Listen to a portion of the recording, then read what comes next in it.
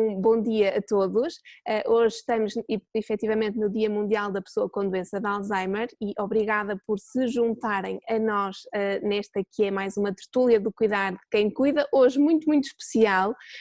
porque temos connosco duas pessoas que aceitaram o nosso desafio e que convivem diariamente com esta que é a doença de Alzheimer, que é a Idalina, a quem eu muito agradeço estar aqui connosco hoje, e a sua filha, a Nélida, e que nos falam diretamente daquele cantinho maravilhoso que é a Madeira, verdade? Olá, bom dia a ambas. Olá, bom dia. É certo, nós estamos a falar da Madeira. Talvez a minha mãe possa dizer o que é a sua ilha. Descreva lá. É uma coisa linda. É linda, a minha Madeira é linda. Viveu sempre na sua Madeira, Idalina? Se viveu sempre na Madeira? Sim. Muito sempre. bem. Então um dia tem que nos fazer assim uma visita guiada à Madeira, pode ser? Pode. A minha mãe hoje, peço desculpa por estar aqui com uma dor lombar, está aqui a fazer um sacrifício, mas está desejando de ir descansar, mas vai responder a estas perguntas e logo a seguir vamos deixar que ela Sim. possa efetivamente melhorar daqui da dor. Claro que sim, sempre assim que quiserem. Para nós era muito importante ter efetivamente alguém com a doença de Alzheimer a dar voz neste dia, porque efetivamente isso normalmente não acontece, mas não queremos de todo que esteja com dores e por isso vamos ser muito breves. Eu gostava de perguntar à Idalina um bocadinho qual é que é a sua experiência com esta doença e se isso atrapalha de alguma forma aquilo que tem sido a sua vida ou pelo contrário não, é mais uma coisa só. Mas olha, percebeu a pergunta que a Carmina fez? Eu vou-lhe dizer, a mamãe é assim, a minha mãe já vive com demência já há 10 anos, foi-lhe diagnosticado doença de Alzheimer e desde então vive diariamente obviamente com a doença. E a Carmina está a perguntar para as outras pessoas todas saber como é que é viver com Alzheimer, uma vez que a mamãe tem muita estimulação, se isso mudou muito na sua vida, como é que se sente no dia a dia a viver com a doença? Sinto-me bem, de qualquer maneira, não quero morrer ainda. Mas sente-se feliz, pelo menos com E a mamã pode dizer o que é que faz frequenta no dia a dia ou centro-dia, tem muita estimulação. Eu acho que ela hoje está um bocadinho. Mas a mamã sente-se feliz ou não? Sinto-me bem. E como é que é viver com demência? Mamãe... Ora, temos que viver com aquilo que não se manda. É como e a mamãe com dor de costas, não é? Que é o que está a acontecer hoje. É só mais uma coisa, não é? Ela neste momento não está bem. Eu se calhar vou ter que mesmo deitar, Carmina. Claro que sim, Nelly. Não leve nada. Ai, desculpe lá. Não, nada, Nélida. Se calhar fazia-lhe um bocadinho a mesma pergunta que fiz à sua mãe, que é um bocadinho, eu fui percebendo daquilo que é a vossa história, que a mãe já tem este diagnóstico há algum tempo, também percebi que vocês têm tido uma vida muito ativa naquilo que é a defesa pelos direitos das pessoas com demência, que têm lutado muito contra o estigma que ainda existe, e esta conversa hoje também era um bocadinho por aí, mas se calhar perceber no fundo o impacto que teve este diagnóstico na Nélida enquanto filha. Ora bem, isto realmente, quando é dado um diagnóstico destes a alguém com demência, isto não é dado apenas e só à pessoa que tem este diagnóstico, é dado este diagnóstico precisamente a toda a família. Obviamente que todas as nossas vidas mudaram, se me questionarem se foi para melhor ou para pior, eu não lhe consigo responder, o que eu sei é que foi para diferente. Sem dúvida nenhuma, eu hoje entendo que sou uma pessoa muito mais rica em termos não só de conhecimento, mas de tentar vivenciar, porque nós,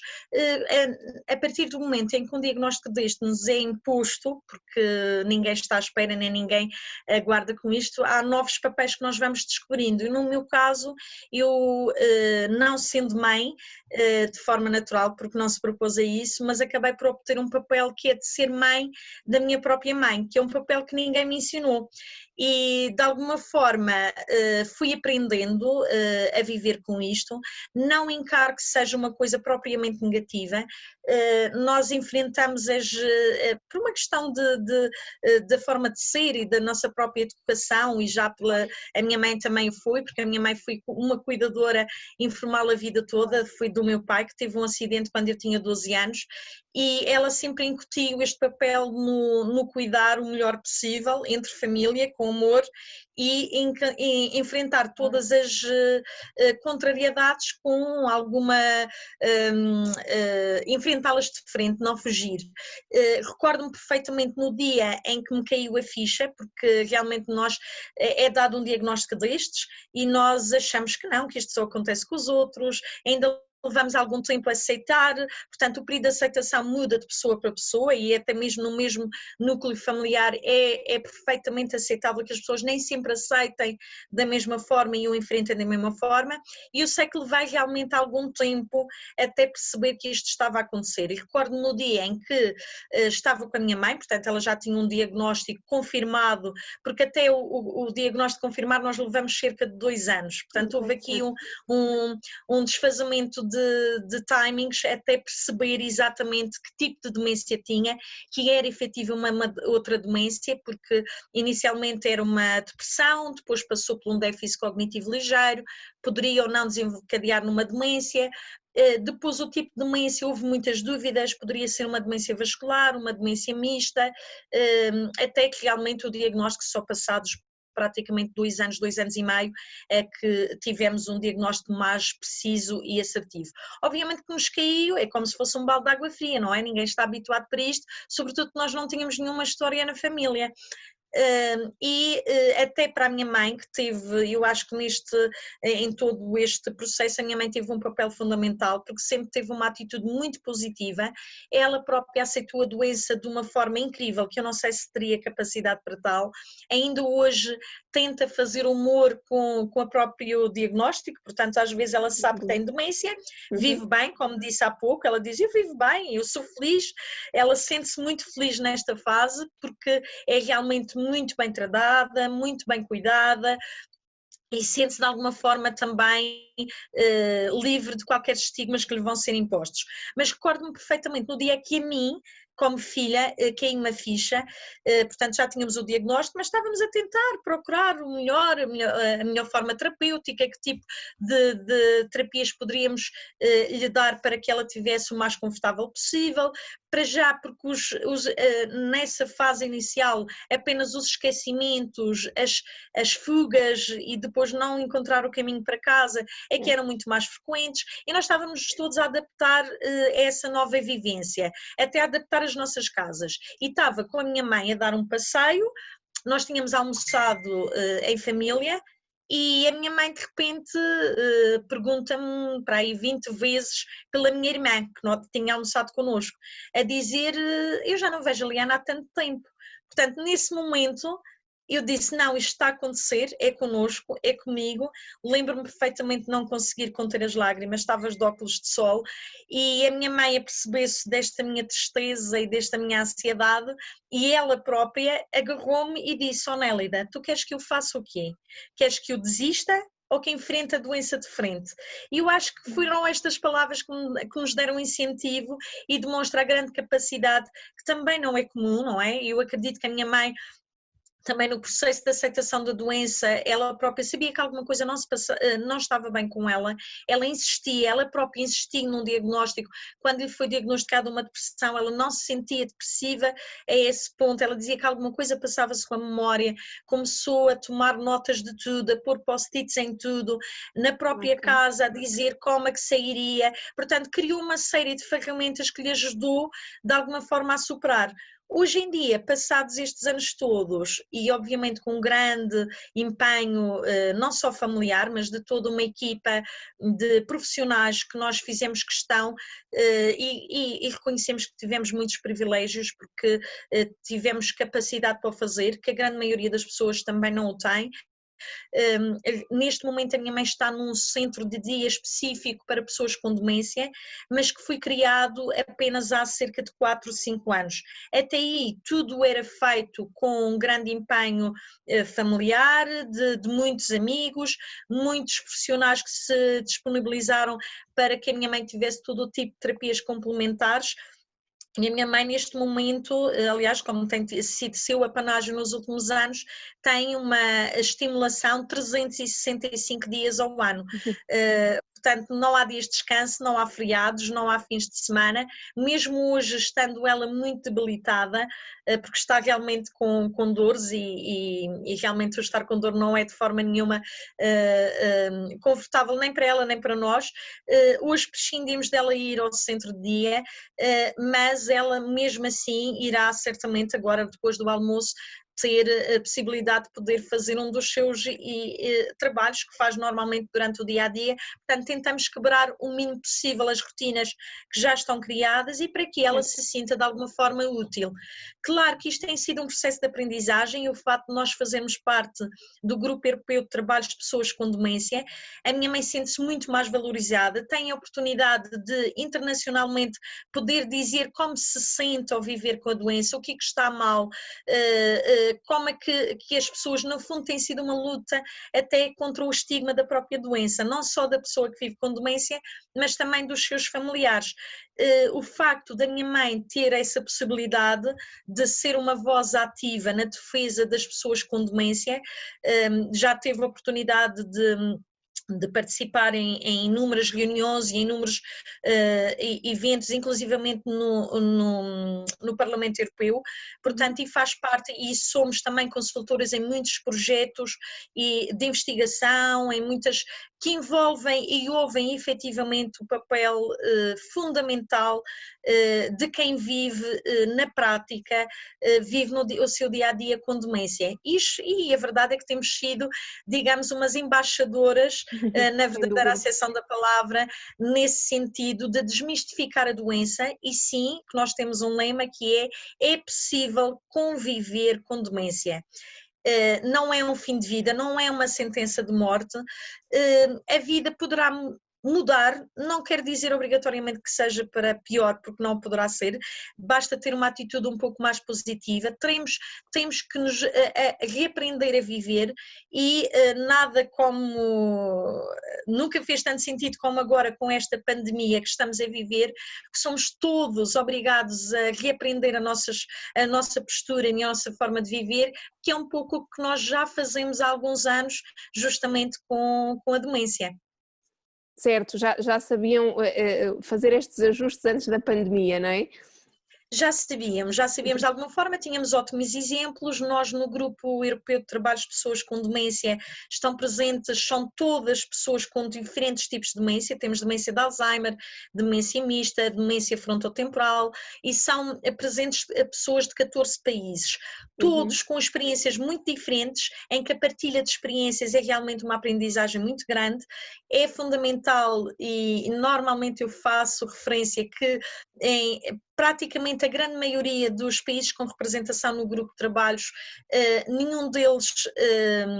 é, digamos, totalmente dependente dos tratamentos farmacológicos, portanto todos eles têm tratamento farmacológico, mas todos impertrivelmente têm qualquer tipo de terapias complementares. No caso da minha mãe faz musicoterapia, faz estimulação cognitiva,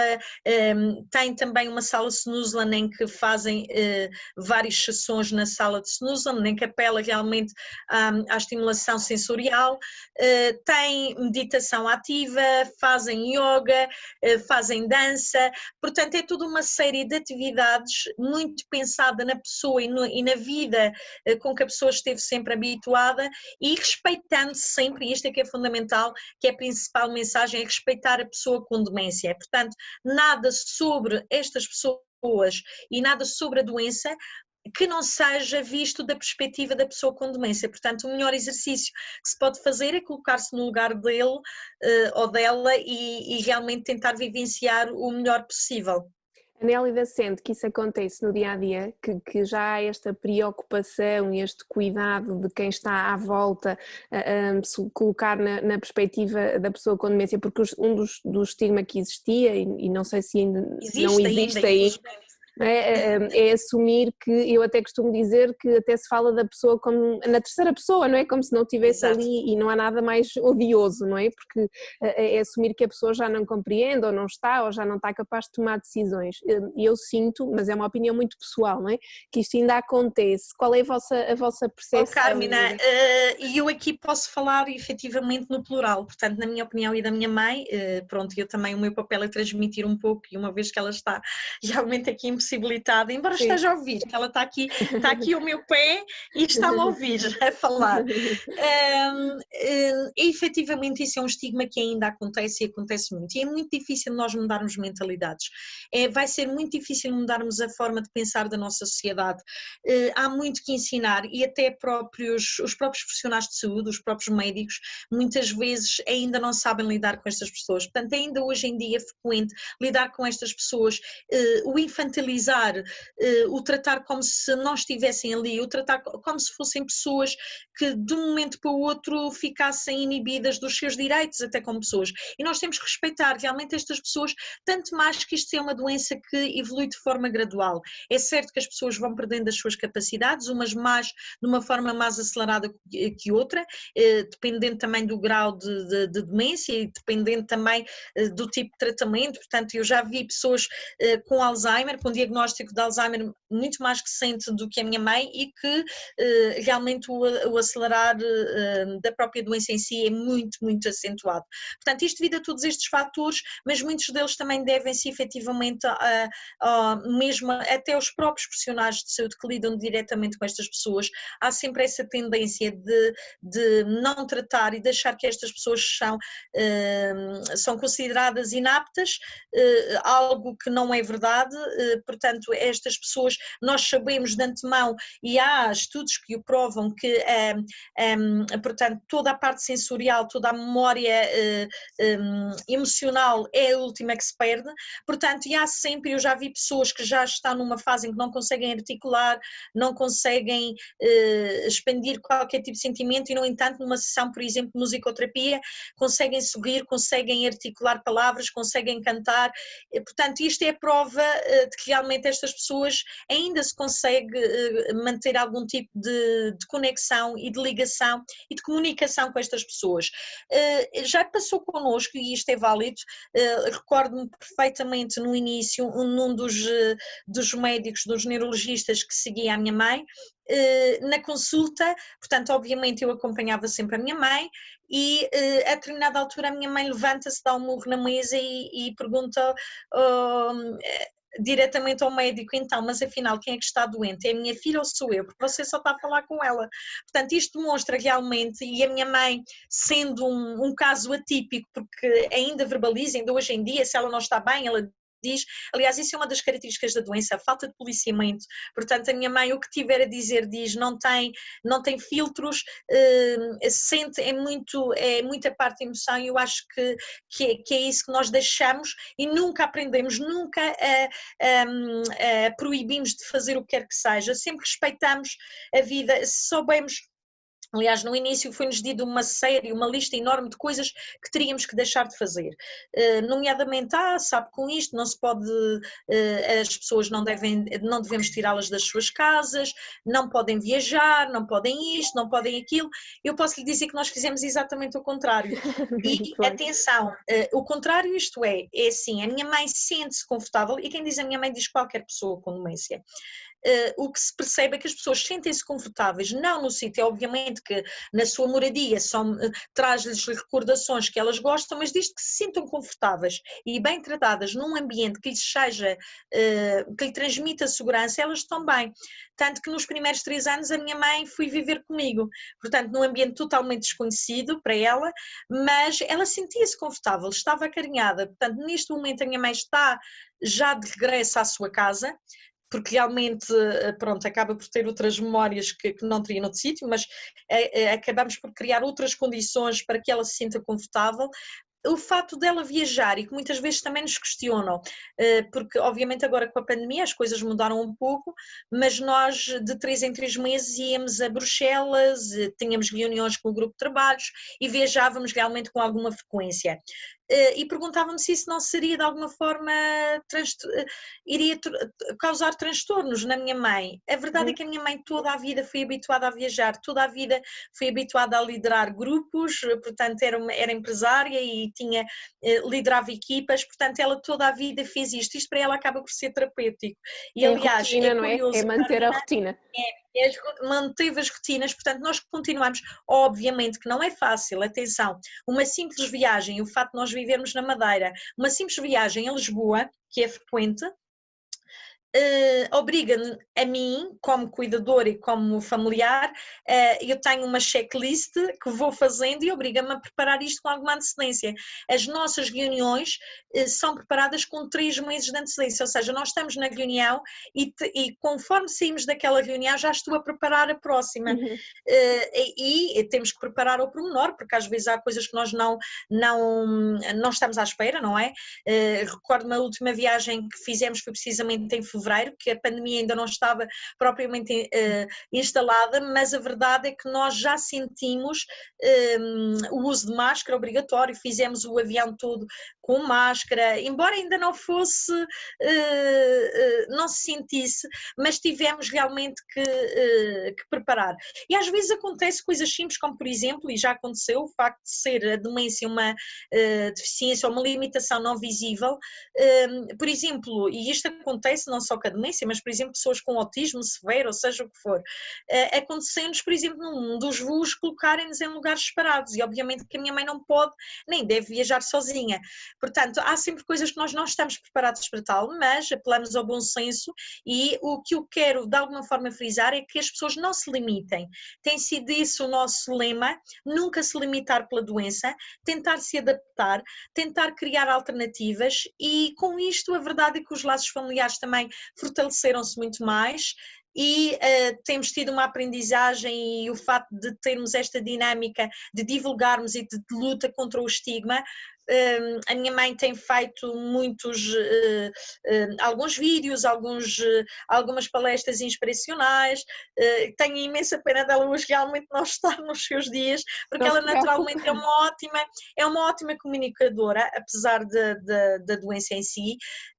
Obviamente que o discurso está cada vez muito mais simples, não é? Portanto, ela hoje em dia ela só diz mesmo, pronto, que está bem, lida bem com a doença, tem que se lhe perguntarmos o que é que ela mais gosta, ela gosta de ter a família e os amigos por perto e fazer e jogar às cartas, que é digamos, um vício que ela curiosamente adquiriu depois do diagnóstico, lá está, ela nunca jogou às cartas. A minha mãe neste momento é uma ótima jogadora de cassino e de bisca, que são duas, atenção que não são solitários, portanto são dois tipos de jogos sociais, portanto é obrigatório ter um parceiro e a minha mãe até isso resolveu, na maioria das vezes está sozinha e ela tem um parceiro imaginário. O que é curioso é que às vezes até ao jogar com pessoas sem qualquer tipo de limitação, portanto, ditas normais, isto não é propriamente o melhor termo, mas sem qualquer tipo de doença e que as pessoas estão assim, e a minha mãe ganha, portanto, é uma ganhadora nata e uma campeã. Isto tudo para dizer que ela própria também foi reunindo ferramentas, lá está, porque nós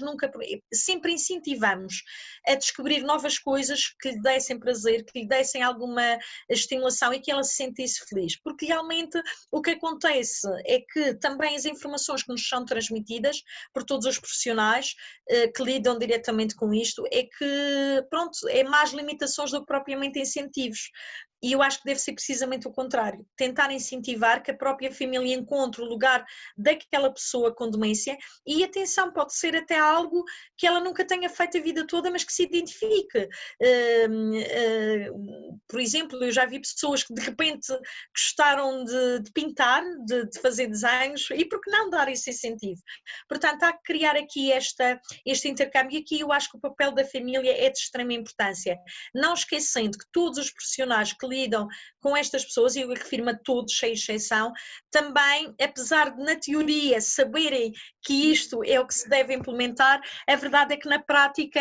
isto ainda demora algum tempo, e em Portugal, infelizmente, nós sabemos que a maioria das instituições não estão sequer preparadas para lidar com pessoas idosas, já começamos por aí, imaginem-me ainda com pessoas que são obrigadas a viver com demência. E atenção que nós temos também um pouco a ideia errada que a demência é só de pessoas idosas, e não é. Nós temos casos, alguns deles até mal diagnosticados, mas sabemos que há realmente pessoas com idade ainda profissionalmente ativas e que já apresentam os primeiros sinais e que são pessoas que de alguma forma são logo estigmatizadas, e atrevo-me a dizer que essas sim são colocadas logo de parte na sociedade como sendo pessoas com algum nível até de loucura, ou seja, o que for, e com os votos aí seria precisamente o contrário.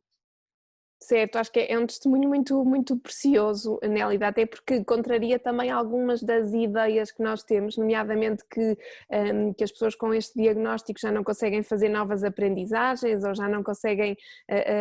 dar as suas opiniões, ou fazer validar as suas opiniões. Aquele murro na mesa que falou há pouco é incrível, não é? Porque eu acho que efetivamente são precisos ainda muitos murros na mesa, nessa perspectiva de estou aqui, independentemente de ter algum tipo de dificuldade, nós sabemos que vão existindo, mas também não são assim tão taxativos como de uma forma geral a sociedade ainda coloca, e por isso é que eu acho que estes momentos também são importantes, e daí também nós queremos muito ouvir-vos e ouvir a sua mãe, e isto que aconteceu hoje, não é? Que estamos a fazer esta gravação e que de facto também está com dores,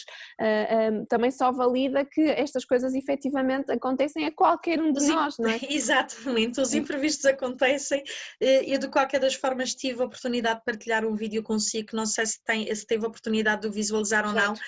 Foi um vídeo com imagens feitas única e exclusivamente durante a pandemia. Aliás, é possível ver que a minha mãe em alguns momentos usa máscara. Nós mesmo durante o confinamento fizemos questão de manter as nossas rotinas com o exercício físico,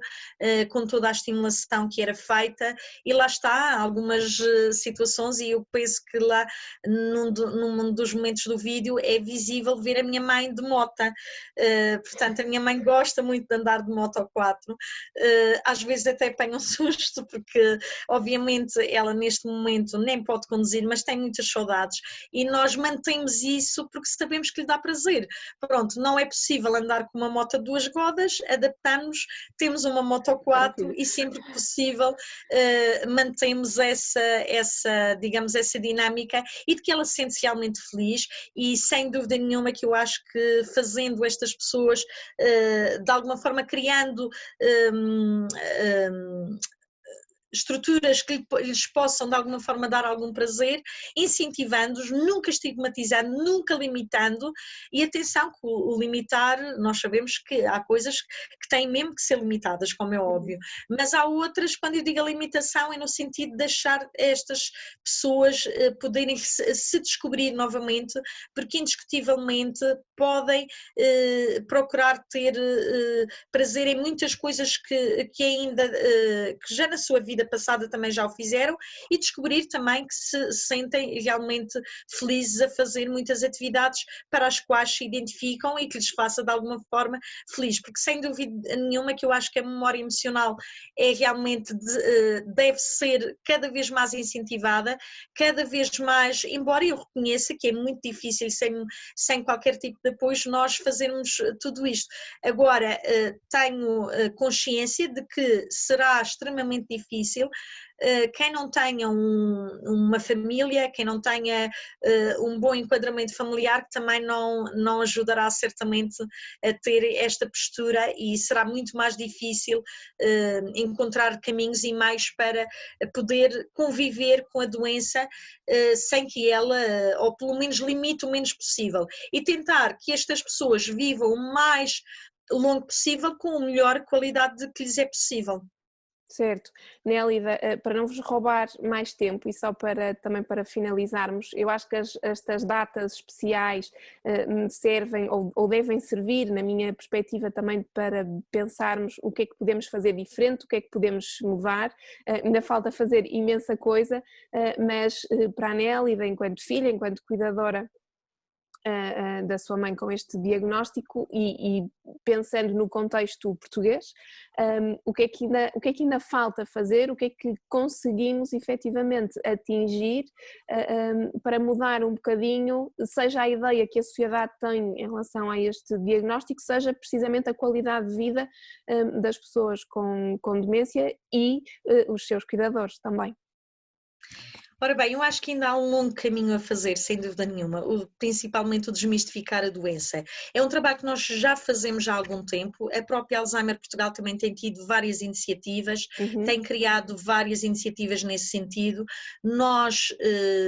enquanto, pronto, a nível particular, e não só também, porque também somos associadas da Alzheimer Portugal e também participamos em muitas das campanhas que eles fazem, mas tentamos fazer o melhor como cidadãos e acho que esse é o dever de qualquer cidadão, desmistificar a doença, tentar de alguma forma fazer com que as pessoas cada vez mais se identifiquem e tenham consciência que isto pode acontecer a qualquer um de nós. Hoje é comigo, amanhã poderá ser com a Carmina, com outra pessoa qualquer, portanto, e tentarmos passar uma mensagem positiva, não,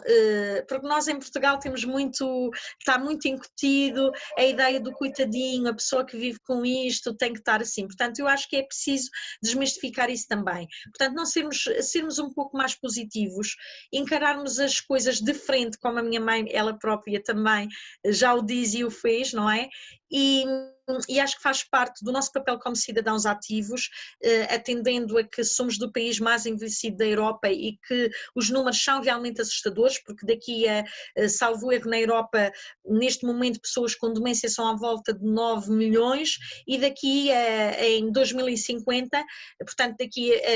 a 30 anos, este número duplicará, o que é verdadeiramente assustador. Portanto, isto tem a ver com o envelhecimento normal da população, mas eu acho que tem que ser criadas cada vez mais políticas de defesa das pessoas. Nós temos tido esse papel, inclusivamente um dos papéis que nós temos é com a Aliança da Alzheimer Europa. A Aliança da Alzheimer Europa é uma aliança composta em exclusivo com eurodeputados, todos eles com o compromisso de fazerem a demência uma prioridade europeia e de fazerem todas as políticas na defesa das pessoas que vivem com demência e dos seus cuidadores e familiares. Nós neste momento temos 5 eurodeputados portugueses presentes na aliança. É certo que em termos de trabalho efetivo, se calhar pouco ainda foi feito, mas temos feito um esforço imenso na tentativa de que todas as políticas internacionais e a nível do próprio Parlamento Europeu,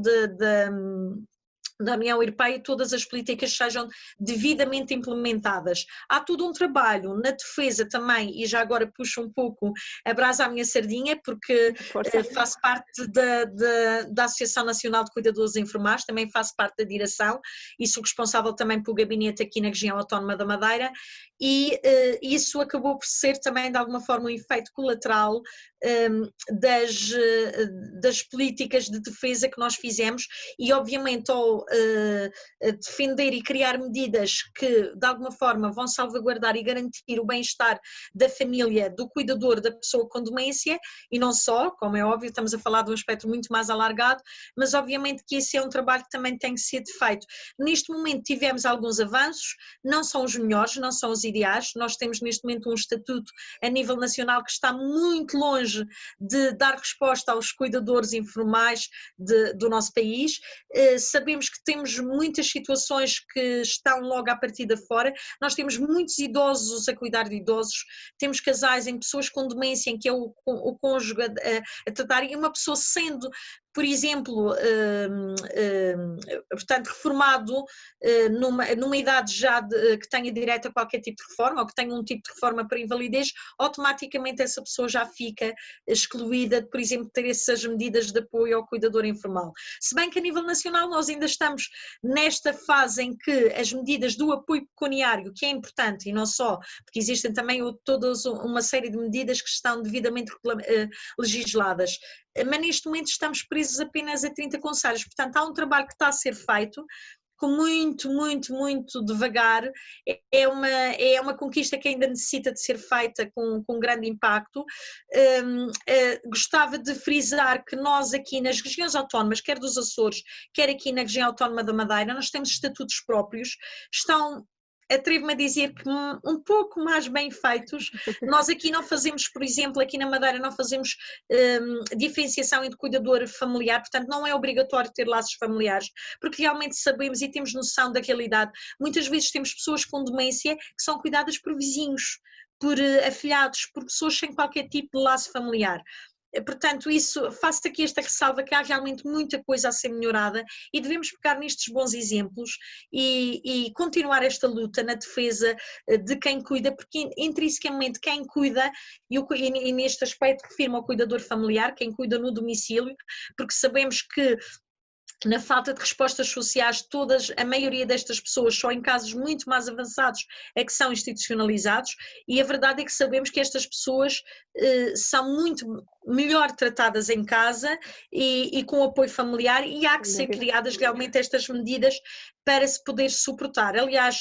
com esta situação da pandemia e com a desinstitucionalização das pessoas, por exemplo, com deficiência, deveríamos encarar também a desinstitucionalização de algumas pessoas com demência, porque no meu entender, a institucionalização de uma pessoa com demência em estadios intermédios,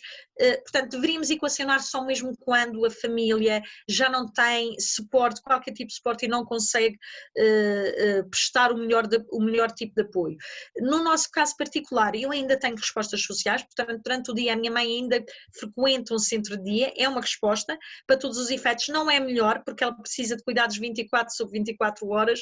mas sem dúvida nenhuma que permite com que eu possa, por exemplo, trabalhar. Portanto, tenho um período entre as 9 e as 5 da tarde, que é quando aproveito para poder manter a minha atividade profissional. Portanto, e todas estas medidas que têm que ser reequacionadas, melhoradas, para dar qualidade de vida e, sobretudo, incentivos para que as famílias possam fazer um papel que já o estão a fazer e, na sua grande maioria, sem ser reconhecido como tal, e muito menos sem qualquer tipo de apoio. Portanto, há aqui um papel que tem que ser feito, batalhador, e eu apelo a todos os cidadãos, acho que é um dever cívico, por mais campanhas que se façam, por mais situações que se divulguem e tudo, isto não funciona se não tivermos todos o nosso papel de cidadão e de pensar que um dia poderá ser connosco. Hoje serão os nossos, amanhã poderemos ser nós próprios a necessitar, portanto, e acho que faz parte da nossa postura, pensar no nosso futuro e encarar isto como isto pode acontecer comigo, e se fosse comigo, o que é que eu gostaria, ou da forma que gostaria que me tratassem e que me cuidassem também. Certo, é um belíssimo apelo e acho que também aproveitamos aquilo que a Nélida estava a dizer, porque de facto nós sabemos e enquanto o projeto de Cuidar de Quem Cuida temos contactado com bastantes cuidadores que se queixam muito em relação ao processo burocrático do estatuto, alguns que não percebem bem para que é que ele serve, se está circunscrito àqueles 30 municípios, e eu acho que também podemos aproveitar este momento, não sendo o objetivo, mas acho que faz todo sentido também que as pessoas efetivamente peçam o estatuto de cuidador informal, por mais burocrático que seja, dúvida. nós sabemos que é um facto, Carmina, é um facto que há realmente, aliás, eu até julgo que há 2 dias foi aprovado na Assembleia da República uma campanha de divulgação ou de informação. Eu acho que peca por ser tardia, porque deveríamos começar por aí, primeiro. A verdade é que nós estamos a viver tempos verdadeiramente atípicos, ninguém estava à espera desta situação da pandemia, isto veio atrasar ainda mais um processo que já por si só já era extremamente burocrático, e realmente a falta de informação também é a grande mais-valia que nós podemos dizer e justificar o porquê da fraca adesão e da fraca atribuição do Estatuto do Cuidador a nível nacional. E aqui vou-me concentrar a nível nacional, portanto, não esquecendo que nós temos muitos bons exemplos a níveis regionais, e aconselhava realmente a que fizesse aqui uma analogia, e eu falo isto com algum carinho porque eu própria estive envolvida em todo o processo aqui na Região Autónoma da Madeira, e é com algum orgulho que realmente tenho situações que foram vistas e que deveriam ser também de alguma forma transmitidas ao nível nacional. Mas é um facto que neste momento as pessoas estão também muito mal informadas, e eu acho que isso também depende muito. Portanto, a legislação foi feita já em 2019, as portarias foram saindo a conta-gotas, e as portarias que saíram não estão de alguma forma também, portanto a legislação devia ser devidamente regulamentada e regulamentada com as portarias que fossem saindo. No meu entender, a principal falha é que a primeira portaria que saiu já em 2020 apenas referia-se ao apoio pecuniário e deixava de fora muitos cuidadores informais, e há aqui muitos contrassensos, não só para ter com o processo burocrático. Eu há pouco já referi um pequeno item que deixa de fora a maioria dos cuidadores, que é a questão, poderíamos começar por exemplo dos laços familiares. Nós sabemos que na realidade, portanto, o que diz a legislação é que um cuidador informal tem que ter obrigatoriamente um laço familiar até à 4ª geração, e sabemos que não é assim. Nós temos muitos idosos a cuidar de idosos, muitos vizinhos, muitos amigos, pessoas, alguns enteados, pessoas sem qualquer laço que se possa dizer que sejam efetivamente família, e que ficam logo de fora. Além disso, todo o processo burocrático de acesso ao próprio estatuto é de extrema burocracia e deixa de parte também muitas pessoas. Qualquer pessoa que tenha qualquer tipo de reforma, seja por invalidez ou seja reforma pela idade própria, também está automaticamente de fora. E se nós fizermos a candidatura pela Segurança Social Direta, ele bloqueia logo e já não deixa avançar mais. Nós temos pessoas, doentes oncológicos, a tratar de outros doentes, temos, portanto, a próprio certificado de robustez física que é exigido ao cuidador informal, isso logo à partida também deixa muitas pessoas de fora, porque como é que se pode exigir quando nós temos muitos idosos a cuidar de outros idosos e com patologias associadas? Portanto, há aqui realmente uma série de coisas que têm sido devidamente corrigidas. Relativamente à candidatura, ao processo de candidatura também, muitas informações que não estão devidamente explicadas e devidamente contestadas, e nós, a Associação Nacional de Cuidadores Informais, tem feito esse papel, já fez juntamente o Ministério, com a própria Ministra, tem feito um trabalho no sentido de serem esclarecidos, e obviamente que as coisas continuam a ter o seu atraso normal devido à pandemia. Espero realmente, porque é injustificável quando se fala em 800 mil cuidadores informais em Portugal e que apenas 1.400 tenham se candidatado, e destes apenas cerca de 80, pouco mais de 7 dezenas, a que o conseguiram efetivamente. Portanto, há aqui já logo uma discrepância muito grande e que nos faz perguntar afinal onde é que andam os cuidadores. Obviamente que a parte da informação também não chega, e eu penso que aqui foi muito mal explicado, porque qualquer cidadão, que fique explícito que neste momento qualquer cidadão português residente em Portugal continental pode pedir o reconhecimento do cuidador, do Estatuto do Cuidador Informal. Não quer dizer que vá ter acesso ao apoio pecuniário, porque esse sim está presente apenas e só nos 30 concelhos onde os projetos piloto estão a funcionar. No entanto, poderá-me perguntar, mas então, se eu não tiver direito ao apoio, aqui que eu tenho direito? É uma pergunta que nos fazem muitas vezes. Pronto, há toda uma série, o que eu quero alertar é que há toda uma série de medidas que estão devidamente legisladas, algumas ainda não, mas outras já não estão regulamentadas, portanto vamos aguardar. E o que eu penso que foi feito aqui, numa tentativa de agilizar e de ver realmente a necessidade intrínseca que havia de de pôr o estatuto a funcionar, portanto chegamos a uma altura em que isto tinha que avançar, não havia volta a dar. Eu acho que esta forma de fazer e de apelar para que as pessoas vão pedir o reconhecimento é uma tentativa do próprio governo poder perceber efetivamente quantos cuidadores informais existem, porque na verdade existe um estudo que foi feito e que até foi encomendado pelo governo, que traça um perfil, digamos que é o tal que fala em 800 mil cuidadores, mas não é correto, e nós sabemos até que com a questão da pandemia este número aumentou. Há muitos mais, claro que sim. Há muitos mais, porque os CAUs fecharam, os centros de dia fecharam, neste momento há muitas pessoas que tiveram que deixar o seu emprego para estar em casa a cuidar dos seus, portanto na falta de respostas sociais e com todo o confinamento e todas as circunstâncias que estamos a viver, este número de cuidadores aumentou. Parece-me que isto será uma tentativa de eles tentarem perceber efetivamente. Por isso é que eu acho que compete-nos a nós, mais uma vez também como cidadãos, incentivar as pessoas. Podem não ter direito a nada, não têm agora, mas irão ter, a partir de julho de 2021, poderão ter acesso a todas as outras medidas. Portanto, estamos a trabalhar nesse sentido, e eu acho que é muito importante, apesar de neste momento as pessoas não terem os benefícios, é importante que que tentem, que se candidatem, tentem a pedir o reconhecimento, porque o reconhecimento vai-lhes ser atribuído um cartão, e logo à partida já fará um trabalho que deveria ter sido feito já anteriormente, mas que não o foi, e que esperemos que no futuro nos vá ajudar também a trabalhar um pouco mais nas políticas de apoio aos cuidadores. Certo, Nélida, muito obrigada. Desculpem se nos alongámos aqui um bocadinho mais, mas eu acho que não sendo o tema, esta questão, este tema dos cuidadores é efetivamente importante. Agradeço muito à Idalina, espero que a dor de costas melhore, espero ter a oportunidade de conversar com ela. Ela já está, ela adormeceu, claro, não já é está a sonar, já está aqui a adormecer, e vou tentar ver se ela... Não,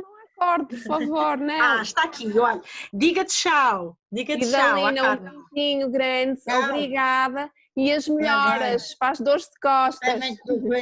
Gostou muito de ouvi-la, portanto ela estava atenta a ouvir. Espero ter a oportunidade de conversar consigo mais vezes, sem dores. Carmen, peço desculpa, ela estava a ouvir. Ótimo, nós queríamos lhe dar voz, portanto... Ouvimos ela a nós, mas para nós, enquanto projeto Cuidar de Quem Cuida, em meu nome pessoal, mas também em nome da coordenação do projeto, dos colegas, agradeço muito. É um prazer, contem connosco, e espero que numa próxima oportunidade a minha mãe esteja em melhores condições. Sim, nós também, pelo bem-estar dela, mas obrigada, Anélida, também por ser a voz da Idalina. Tinha aqui muita conversa guardada e tenho para ela, porque percebi que ela gosta de fado, e eu também, e portanto queria Adora, gosta muito de falar, ela gosta muito de comunicadora nata. Mas havemos de combinar outras oportunidades, e acho que também para quem nos está a ouvir também é importante perceber que efetivamente estas coisas acontecem, nós nem sempre estamos efetivamente com demência ou sem demência. A vida é feita de imprevistos. Exatamente, acontece com todos nós, e acho que também nesta perspectiva é importante, mas acho que a Nélida foi uma ótima porta-voz. Nós vamos publicar também algumas das coisas que nos enviou,